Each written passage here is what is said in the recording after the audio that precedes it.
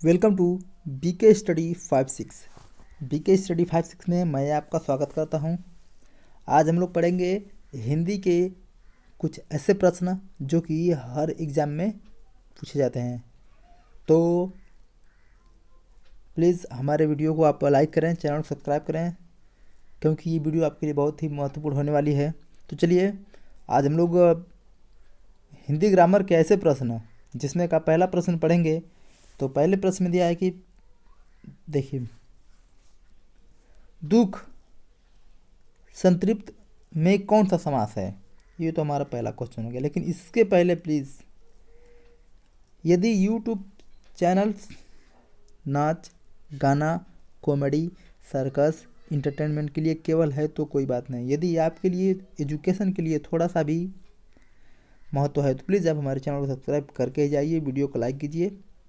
तो देखिए दिया है इसमें, दुख संतृप्त में कौन सा समास होगा। कर्मधारय होगा या तत्पुरुष होगा या द्वंद्व होगा या द्विगु होगा। आपके लिए हैं 4 ऑप्शन और आप इसमें से एक सिलेक्ट करके बताइए या कमेंट में बताइएगा कि कौन सा ऑप्शन सही है। तो चलिए मैं आपको कुछ सेकंड्स देता हूँ। तो इसमें देखिए यहाँ पे तत्पुरुष समास होगा। क्यों होगा कि दुख संतृप्त अर्थात दुख से वह संतृप्त है, ठीक है, इसलिए यहाँ पे हमारा क्या होगा, तत्पुरुष समास होगा। ठीक है, कौन सा ऑप्शन सही होगा, बी तत्पुरुष समास। नेक्स्ट क्वेश्चन, अगले प्रश्न की तरफ चलते हैं। इसमें दिया है कि यह वस्त्र उस भिखारी को दे दो, वाक्य में कौन सा कारक है। ये जो वाक्य दिया है हमारा कि यह वस्त्र उस भिखारी को दे दो, इसमें कौन सा कारक है। अधिकरण, करण, संप्रदान, अपदान। इसमें देखिए, तो चलिए इसमें हमारा ऑप्शन होगा संप्रदान। अब संप्रदान क्यों होगा, यदि किसी के लिए भी कुछ किया जाए या किसी को कुछ दिया जाए, जैसे हम दे रहे हैं किसको, उस भिखारी को दे रहे हैं, या देने की बात हो, वहाँ पे हम हमारा संप्रदान कारक होगा। जैसे जिसके लिए कुछ किया जाए या दिया जाए, वहाँ पे हमारा क्या होता है, संप्रदान कारक होता है। जैसे इसके प्रसर्ग को के लिए, यदि यहाँ भिखारी को वस्त्र दिया जा रहा है, इसलिए हमारा संप्रदान कारक होगा। चलिए नेक्स्ट क्वेश्चन। यदि हमारी वीडियो अच्छी लगी तो हमारे चैनल को सब्सक्राइब जरूर कीजिएगा। अगला क्वेश्चन दिया है कि प्रस्तर एक तत्सम शब्द है, जो है कि, लेकिन सबसे पहले प्रस्तर का तद्भव क्या होगा, समझिए। पहाड़, पर्वत, पत्थर, चट्टान। तो आप इसमें करेक्ट ऑप्शन हमको बताएंगे। तो हम पहले ही बोल दिए इसमें कि प्रस्तर जो है कि ये खुद तत्सम शब्द है। प्रस्तर एक हमारा जो ये शब्द है ये तत्सम शब्द है, हमको बताना है इसमें तद्भव। तो इसमें क्या करेंगे कि प्रस्तर तो एक तत्सम शब्द है, लेकिन इसका तद्भव हमारा क्या होता है, ऑप्शन सी पत्थर होता है। ठीक है, क्या होता है, पत्थर। ठीक, नेक्स्ट क्वेश्चन की तरफ। जिसके बिना कार्य न चल सके, क्या हो सके, जिसके बिना कार्य न चल सके, वाक्य के लिए एक शब्द, यानी उसको एक वाक्य में हम क्या कहेंगे, परिहार्य कहेंगे या अनावश्यक कहेंगे या अनिवार्य कहेंगे या अपरिहार्य कहेंगे। इसमें थोड़ा सा मिस्टेक हो गया कि 2 अपरिहार्य हो गया, यहाँ पे होना चाहिए परिहार्य, यानी ये नहीं होना चाहिए। ठीक है, तो क्या कह रहा है कि जिसके लिए कोई ऐसे व्यक्ति है कि उसके लिए कार्य नहीं हो रहा, तो उसको एक शब्द में हम क्या कह सकते हैं, सभी वाक्यों को जोड़ के एक शब्द में, सभी वाक्य का एक अंश यानी छोटे शब्द में उसको हम क्या कहेंगे, तो उसको हम कह सकते हैं अपरिहार्य। ऑप्शन हमारा डी बिल्कुल सही होगा। क्या होगा, अपरिहार्य। अगले क्वेश्चन की तरफ। निम्न में अनिश्चयवाचक सर्वनाम है। क्या दिया है? अनिश्चयवाचक सर्वनाम। इसमें देखिए तो अनिश्चयवाचक सर्वनाम, तो इसमें हम क्या कहेंगे? जैसे ऑप्शन हमारा तो दे दिया है कोई, जो, यह या इसने। तो आप हमको बताइए करेक्ट ऑप्शन क्या आएगा।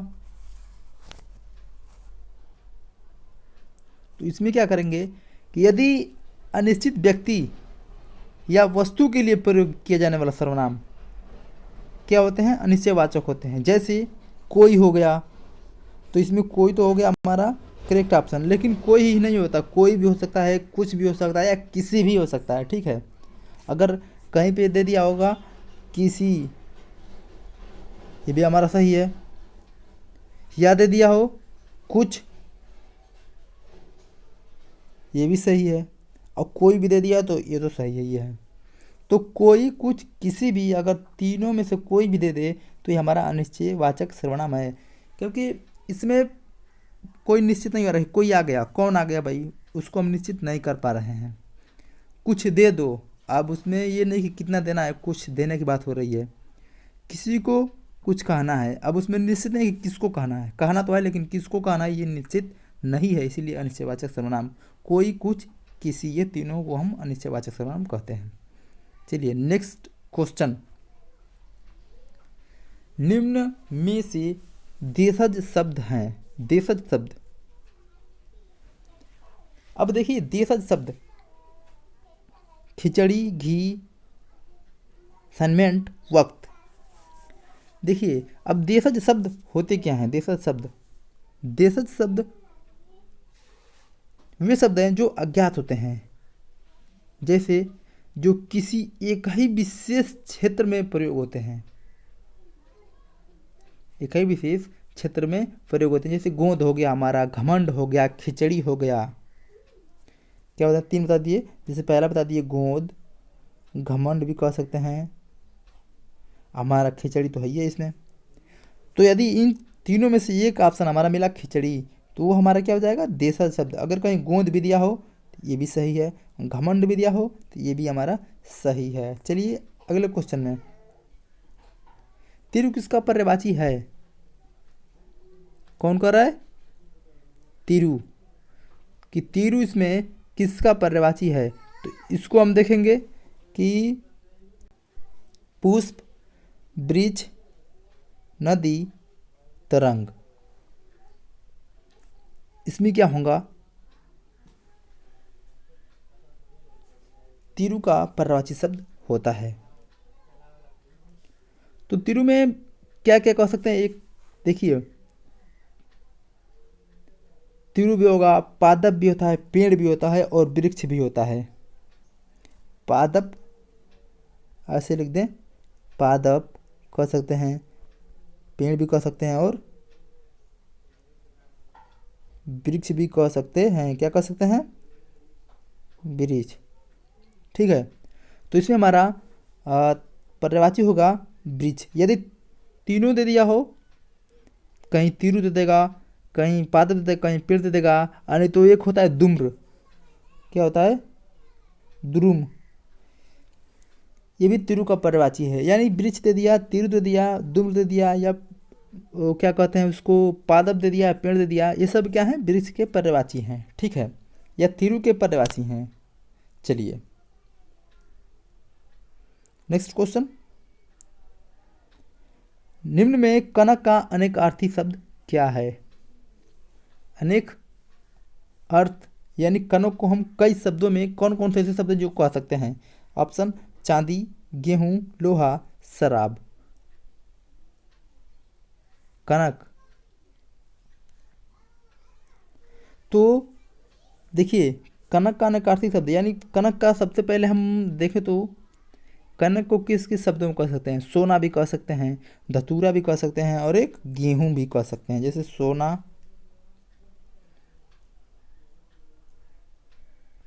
धतूरा, और हमारा एक होगा गेहूं।